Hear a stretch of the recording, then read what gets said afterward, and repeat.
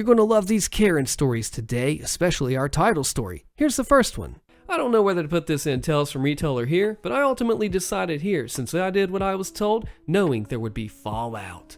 A couple of years ago, before I joined Reddit, I worked front desk at a print and marketing shop, receiving orders from customers and processing them to be ready to print. A woman came in while we were rather busy, and we'll call her Fortunate for the eventual play on words.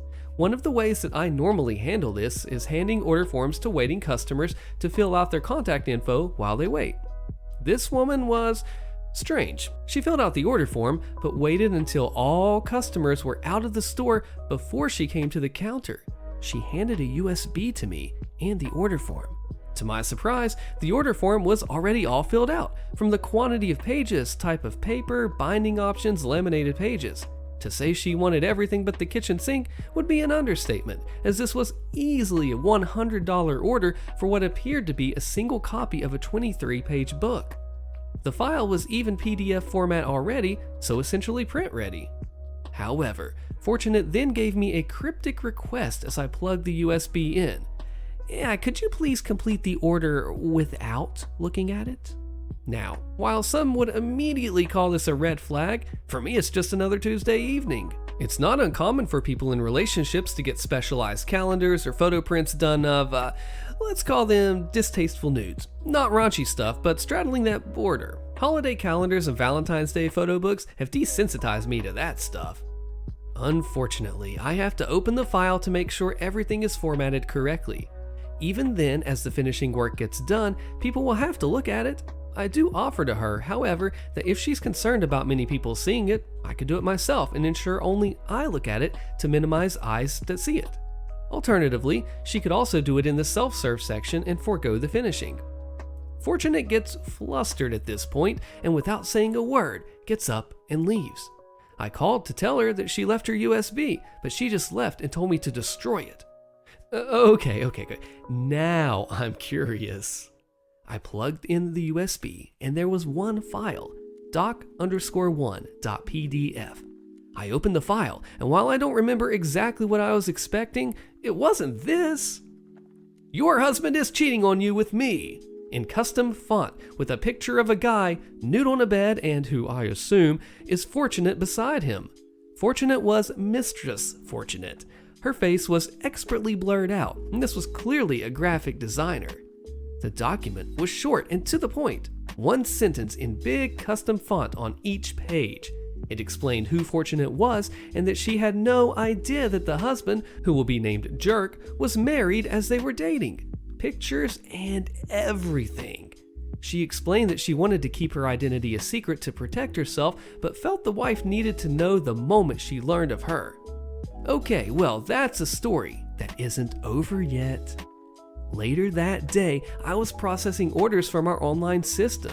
This basically involves opening files, skimming through them, making them print ready, and then approving them for production. I didn't expect much until suddenly I opened a file titled doc_1pdf and saw the following. Your husband is cheating on you with me. Yup, Mistress Fortunate put through the order on our online system, but something was off. Fortunate had a very unique name, but this name was Mary, not a real name, duh. The phone number and address were also different. She didn't. I immediately brought this to my manager's attention. While I currently have the best boss ever, my first boss was not so good. We'll call her Karen. I told Karen what I thought was going on and said I was uncomfortable approving this order. Karen took the USB and looked the file over.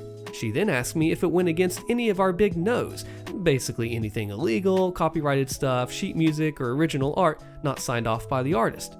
I said no, but I explained that I didn't think the customer listed on the contact info was the customer. If it doesn't go against our policies, we have to produce it. Okay, you're the boss. I'm pretty sure she was only seeing $signs for minimum work, but whatever. I pushed the job through to production, though I add a note to it saying, under instruction of Karen, to cover my own butt. The night shift manager, who is now my current manager, let's call him D, messaged me about the job as it was pushed to them due to the amount of finishing it needed, and I told them the story behind it. D told me that I should not have to deal with the fallout and told me to take the next 2 days personal time off and he will make sure to reimburse that time. I gladly did. The fallout. Obviously, this is secondhand information, but things got heated. When my replacement called Mistress Fortunate the next day to tell her order was ready, the person on the other side was confused. She didn't place an order. My coworker insisted that she come to pick it up. A few hours later, a person who was not Mistress Fortunate came in to pick up the order, Mary. I don't remember the exact way it was described to me. It was in sports lingo, but it translated to, she didn't even open the book, she saw the cover page, threw the book at me, and marched out the door. There then proceeded a fight in the parking lot between Mary and Jerk. Mary eventually took the keys to the car and left Jerk out on the sidewalk. Jerk then came into the print shop and started blaming everyone in there for ruining his life. A brochure display was smashed on a self-serve printer, breaking the display and cracking the printer casing. Fortunately still functional, those things are like Nokia phones. Cops were called, but Jerk was gone by the time they arrived. Karen tried to throw me and the night crew under the bus for the incident. We had a meeting with HR where Karen screwed up and the HR rep had a brain. HR said, well, technically it's not his fault for approving the order. How was he supposed to know it wasn't her? Karen said, because he told me he knew it was her. Wait. So he brought this to your attention and you still had him approve the order? And he points out the note that I placed on the order. Karen opens mouth and inserts foot.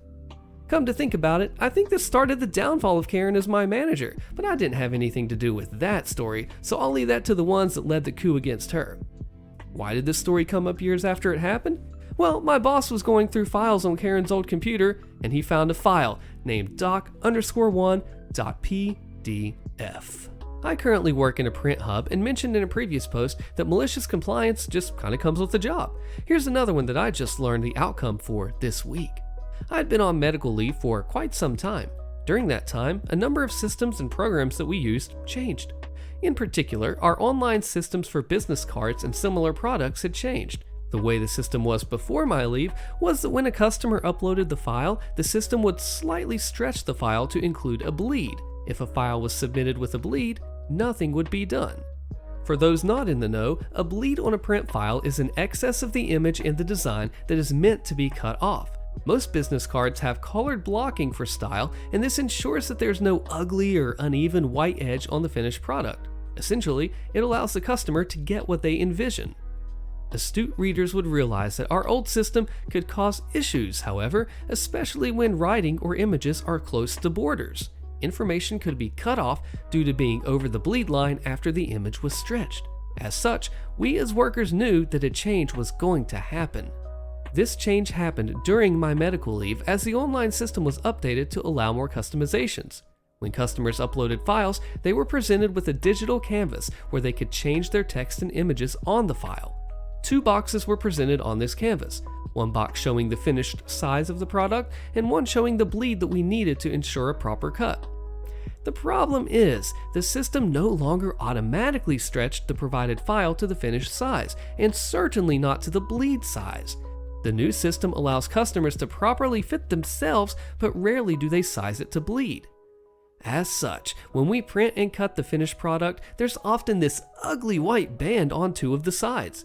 As the cutting system is all automated, and without those bleeds there are always problems. Additionally, our large guillotine cutter is constantly in use for orders that need it, and to reprogram it and interrupt orders to trim a millimeter off every order, it was unreasonable. My manager, who will be named D, brought this to the attention of the system admins at IT, but it was pretty much just dismissed. He was told to push those orders that did not have bleed into problem status, and they would take a look at the problem. Also, to send a list of problem orders still not handled at the end of each week. When I returned to work 3 months ago, I was given a rundown of everything that was new, including this new problem. I followed this malicious compliance currently in progress, none the wiser to what D was doing, pushing the orders without bleed into problem status, which was quite a fair amount to be honest. I didn't really think much about it, however. Towards the beginning of this month, D had asked me to scan in February's problem orders, easily 500 orders, ensure each problem was its own separate file, and then file them in a filing cabinet out back. Now, I have read and listened to horror stories about office scanning, but I don't really have an issue where I am as we have a high-capacity automated scanner, so this was no issue. I did as I was told in the folder they told me to put it in on the shared computer and then went to file it. There were over thousands of problem orders stuck in limbo due to this bleed issue in the filing cabinet. Not only did this likely make us look bad to head office, but the customers were probably ticked. When I asked D what was going on with this issue, he explained everything and informed me of his plan.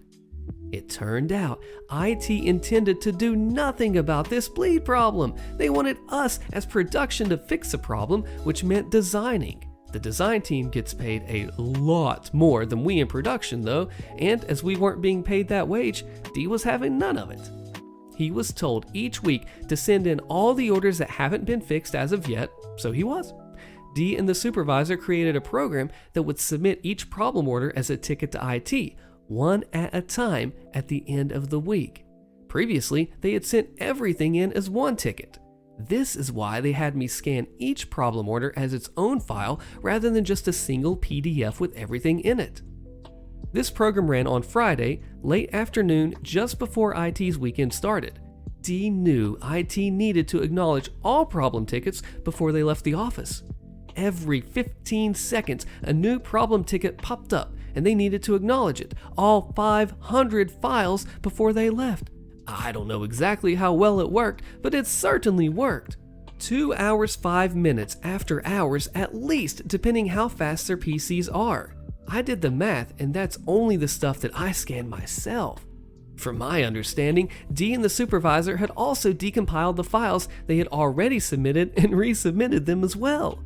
After the first week, the regional manager, who's a really cool guy, we'll call him Ray, stopped by to check in and asked why IT was cursing D's name, and D explained it.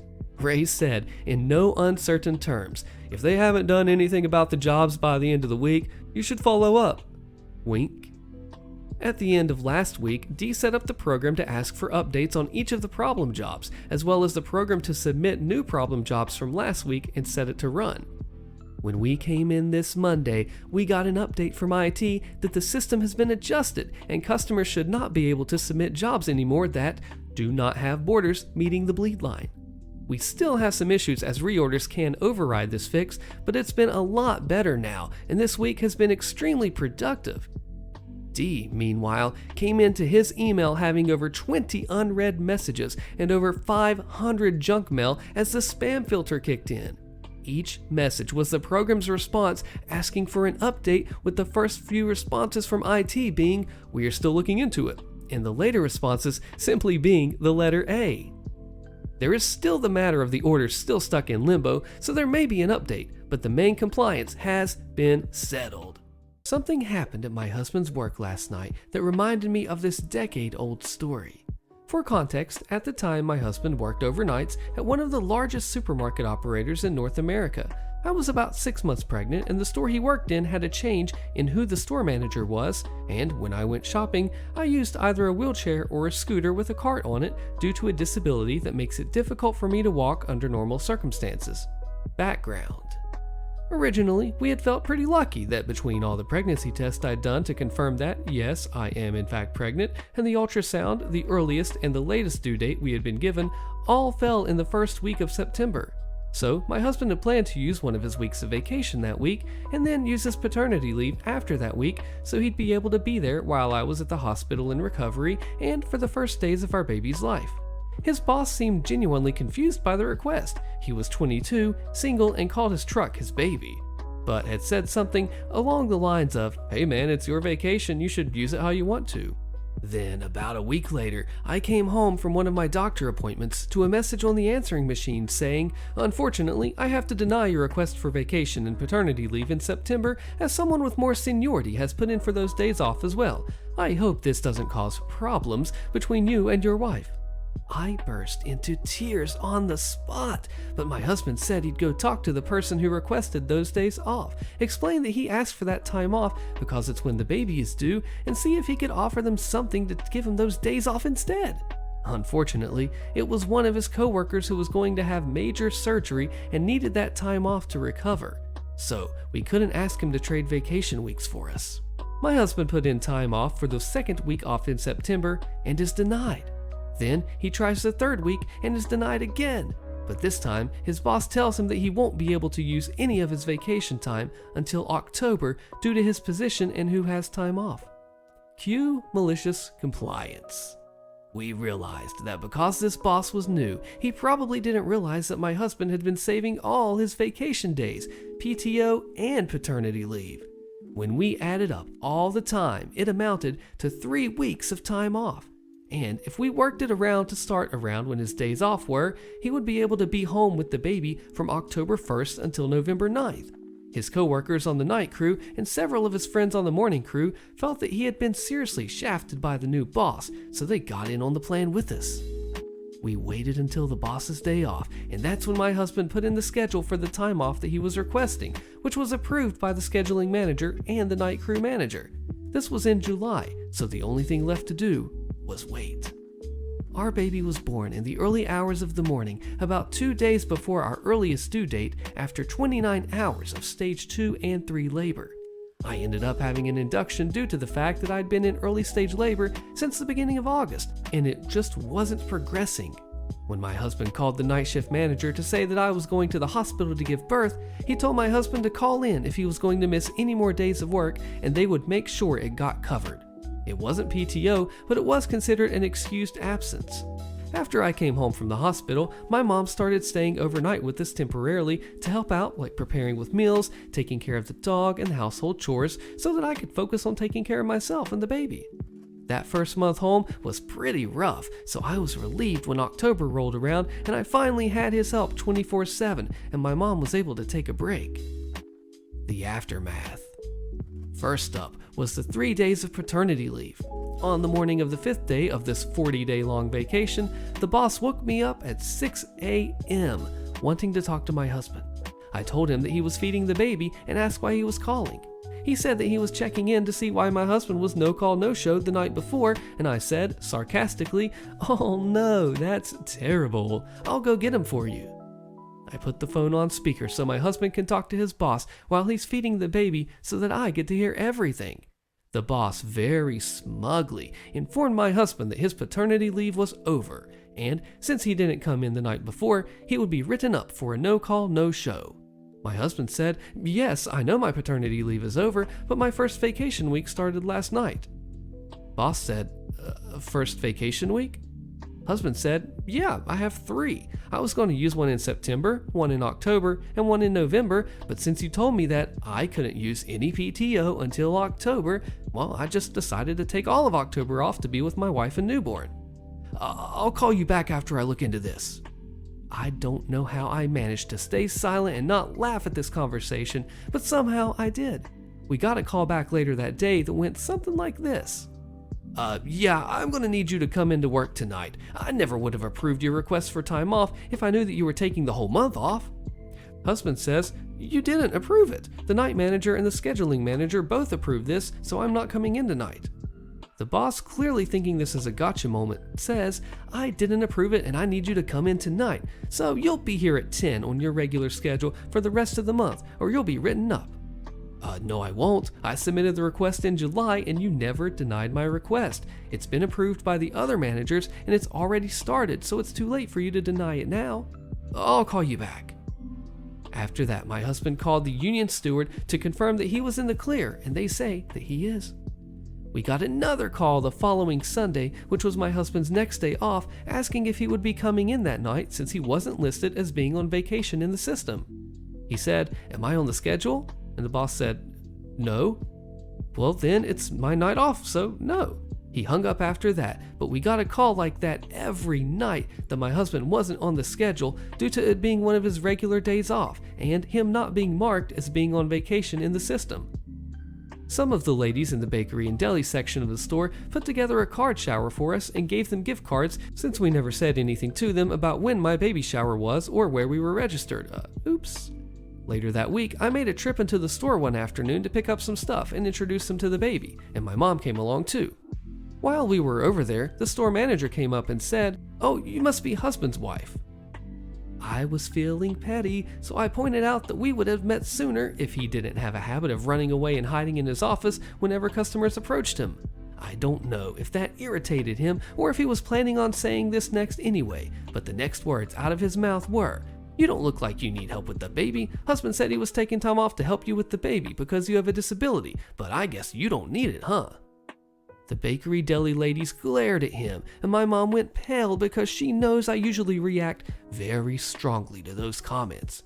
But my mom also raised me to be civil and mannerly, so I just smiled and said, "I hope you don't speak to your employees like that. That can get you fired. Bless your heart." And one of his employees told him I was right, so he sulked off. He seemed so desperate to find any reason he could force my husband to come back to work before the end of the month that I started wondering if he was being petty and might try to retaliate after my husband came back to work, or if he was just desperate. So I called one of my husband's coworkers. "Remember when I said that new boss was 22? Well, he also had a habit of bragging about how he started working for the company as a cashier when he was 17 and worked his way up to the management in just 5 years. At some point after the baby was born, district came and did a walkthrough, and it turned out his dad was the district manager, and he didn't work his way up to management. He was a nepo baby. That burned bridges with more than a few employees. Then he turned up in a brand new truck and said with the year-end bonus he was going to get, he could pay it off in one go. Several employees walked, including 2 on the night crew. Since my husband was on paternity leave, he had to work overnights to make up the slack. He never showed up to cover overnights when they were short-handed before that, so we figured that he was desperate to get my husband to come back because working overnights was cutting into his dating time. Finally, the end of my husband's vacation time came and his boss called again. "Oh, you used up your paternity leave in your vacation weeks. You're coming in tonight, right?" "No, I still have PTO days left this year, and since I won't be able to use them all between November and the end of December, and they don't roll over into the next year, I decided to take them now." "Well, when are you coming back to work?" "November 10th.